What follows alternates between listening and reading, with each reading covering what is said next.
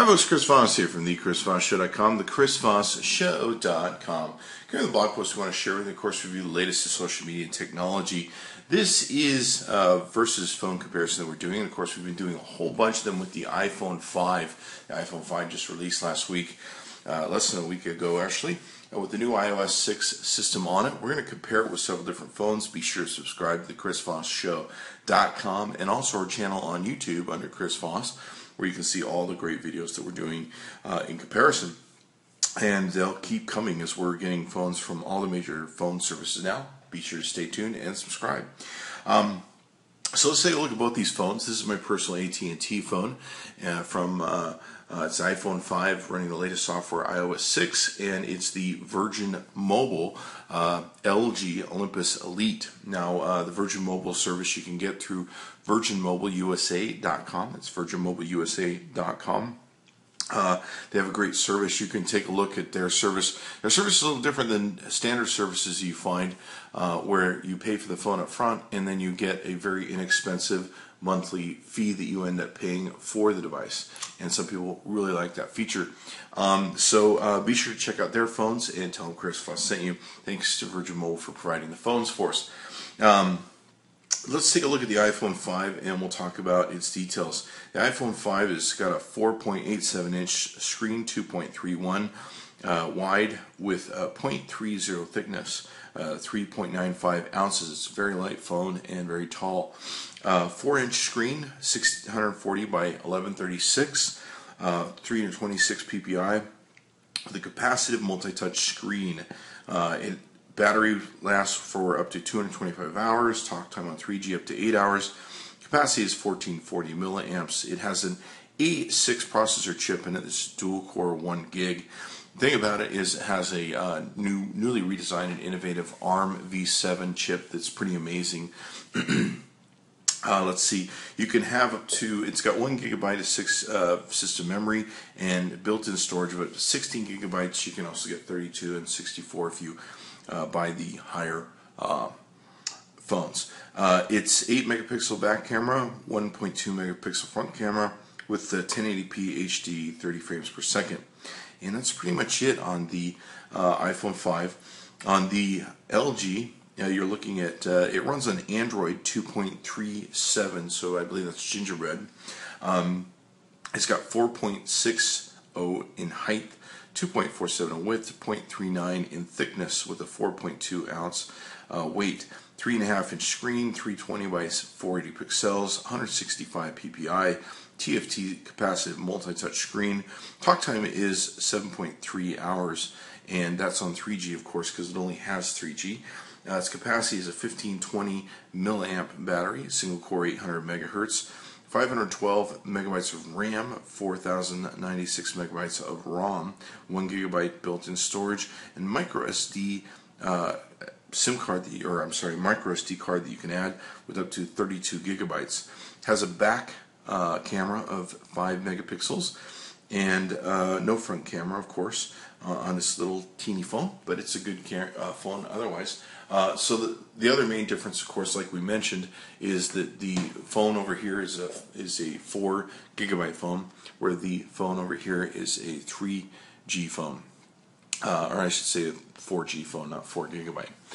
All right, so let's take a look at both devices. Now, both devices, they run on separate OSs. Of course, you've got your iOS here, you've got your Android over there. Some people like one phone or the other. It's really up to you and how it works. The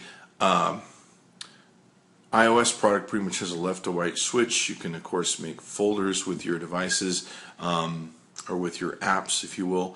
You can search, but that's pretty much it. It has a very simple menu system that's controlled by the home button here. Now, with the Virgin Mobile product, you have basically a left to right swipe. It's also finite in its build, but you can add different widgets here that you can see. And in adding widgets, you can take and be able to do all sorts of cool things. You can, of course, change your wallpapers. You can change your You can change folders and create folders and all that good stuff. So you can add different widgets. Many people really like this feature on the Android product where they can add widgets and do different things with them. It's very cool. You have a drop-down notification menu on both devices. Let's see if we can't pull that down. You can see here they're very different because the Virgin Mobile is running on an older OS. But, you know, it still works. I don't know if it'll ever be updated to 4.04 on the Android OS system. Still remains to be seen. So we'll take a look at both devices there, and so what we're going to do is take a look at both the bodies on each of these devices. You're looking at a front-facing camera at the very top above the speaker here. So you've got your speaker for your calls, front-facing camera there. This little dot you see to the left that I was pointing at is a face sensor to censor face if you're in a call, or anything that comes close to the phone if you're in a call, and it turns off the light so it doesn't blast you. There's also your home button down here. On the Virgin Mobile phone, there is a speaker across the top, no front-facing camera. We have a home sensor, we have a menu sensor, a back sensor, and a search sensor. And so you can see you have the ability to do different things that way. Let's take a look at the backs of each devices. Now on the iPhone, we've taken and added a third-party magnet attachment. That what this does is, by gluing this on, we can magnetize different lenses, telescopic, fisheye, things like that to this magnet on here. Normally you just see plain white underneath here, and the camera eye itself. There is a front-facing microphone here, which is really smartly built for if you're doing recording, and there's also a flash or lamp. It has two glass pieces on the top, a kind of an aluminum finish back, if you will, or metal back, if you will, that give it a nice snug feel. I like it better than the glass, most definitely. With the Olympus Elite, you're looking at, there's a small mirror they give you, so if you want to take pictures of yourself, you can and see where you're at. You can also have the camera eye there, and of course you've got the flash lamp there, and then of course you've got a plastic back on here that pops off very easily, and in doing so you can see here there's a place for you to put your micro SD card into the slot, and of course if you want to buy additional batteries you can do that. The iPhone 5 does not have a removable back or upgradable in any way, shape, or form in that manner. Let's take a look at the sides. Okay, so on the bottom here you can see on the iPhone 5 the earphone plug hole. There's a grill for the speakers in the bottom. You can also see there's a small plug from the now lightning plug that comes with the iPhone for syncing in data and charging. And of course we also have the same with the micro USB over here on the LG, and a small microphone hole. Across the top you can see here that with the iPhone 5 we have a power button right here, and of course we have another power button on the LG and an earphone plug. You can see the relative thickness of the two devices comparatively to each other. Let's pull that down just a little bit more so you can see that. With the devices down the left hand side, you can see we have a mute switch here. We have a buttons for volume up and volume down. We also have a volume up and volume down rocker switch on the LG. On the right side of both devices, nothing much here on the LG. There's a small portal hole for the Nano SIM card, which is now a smaller SIM card than what's been found on any phone so far, with them cutting it down to the smallest SIM card that you can put into a phone at this point. Here you can see the speedtest.net results we got on both devices. Now keep in mind the Virgin Mobile is running on the 3G network only, whereas the AT&T has the ability to go to 4G. So there's always that. Okay, so now what you can see here is the Geekbench 2 scores that we've got on both these devices. The Geekbench on the iPhone 5 comes at 1559 against the 508 on the Virgin Mobile LG. Now, of course, there's a lot of difference in processors and build here, but we'll just go down and you can see how they scored as we page down, and you can see the real difference there. Let's see, 431. You can see their floating point scores here. And the great thing about these apps and benchmarking these is you can take and download these apps onto your local device, and you can compare how your device operates comparatively to each of these devices and what you would want to purchase. Okay, so here we can see the results of the benchmarking between the two using the Passmark system.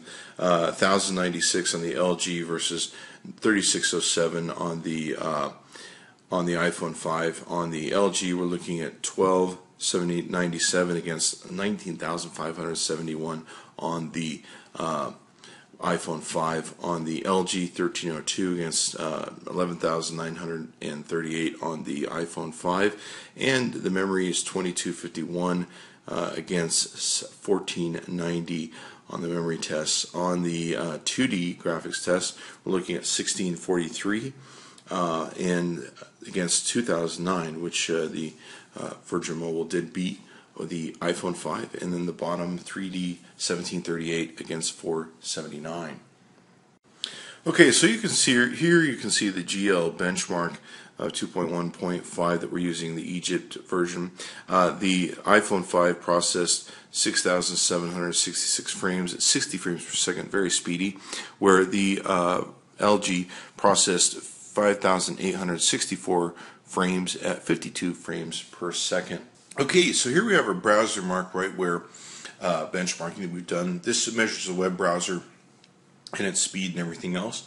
It was done on the iPhone 5 at 188,986. On the LG, 54,437. Okay, so what we're looking here is the SunSpider results benchmarking off the web browsers on both devices. This, of course, tests JavaScript and the ability to serve up web pages quickly. Lower score here is the better, which is your iPhone 5, 934.8 against 3,111.4 milliseconds for the Virgin Elite. Okay, so let's talk the camera. The camera has a lot of cool features. But it is very simple if you're used to an Android phone. Now, the shutter speed we notice is much faster, and of course loading everything is much faster. If you've got to take a quick photo, you're going to get to it a lot faster with the iPhone 5.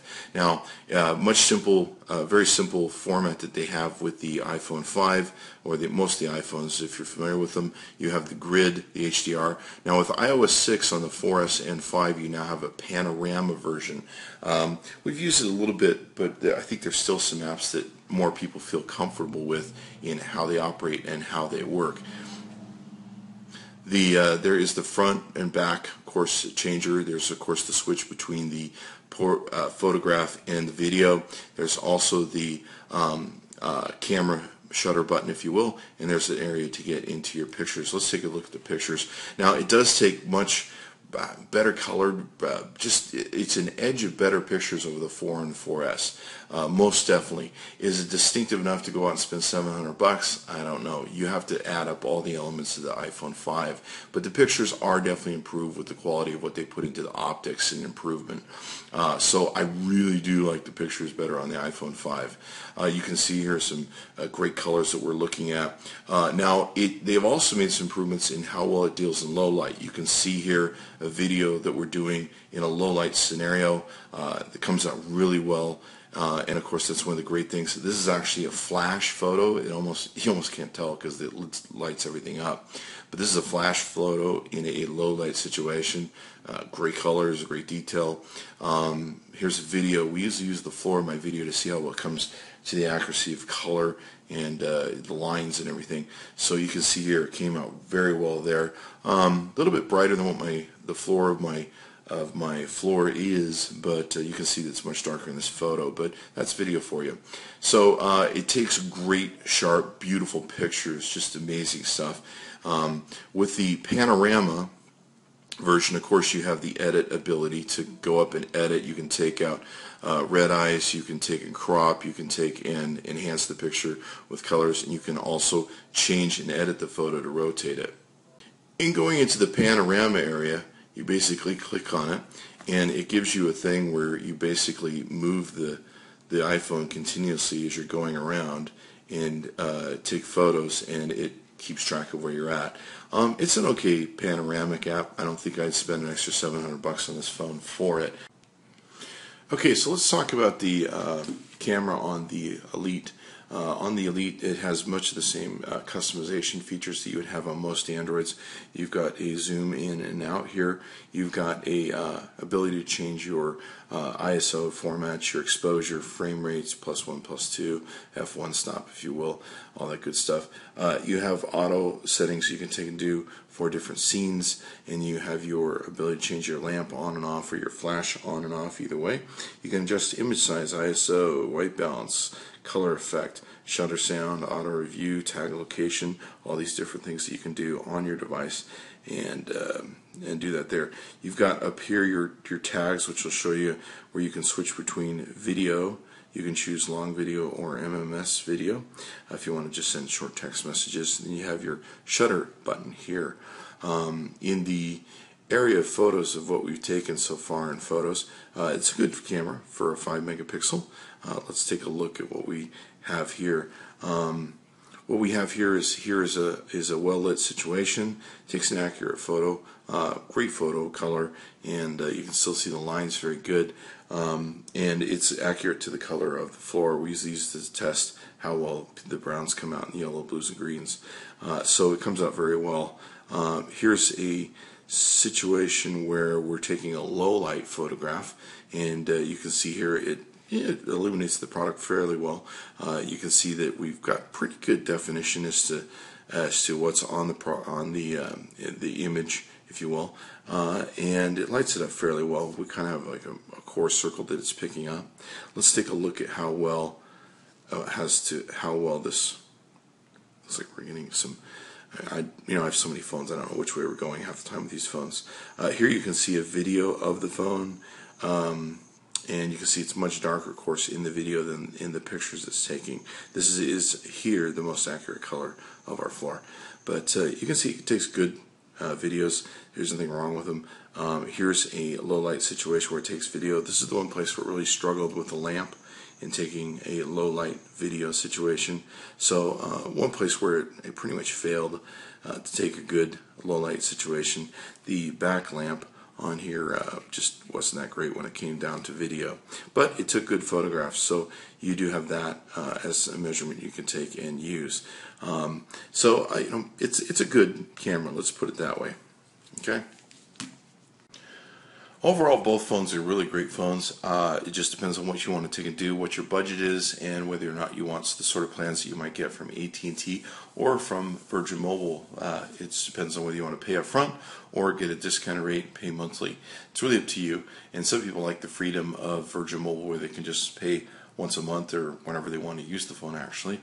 It's really up to you, but both phones are great. Both companies are great. Thanks for Virgin Mobile for providing the phones for us. You can go to virginmobileusa.com. That's virginmobileusa.com. Be sure to tell them Chris Voss sent you. Chris Voss tested. Chris Voss approved. Thanks for coming by.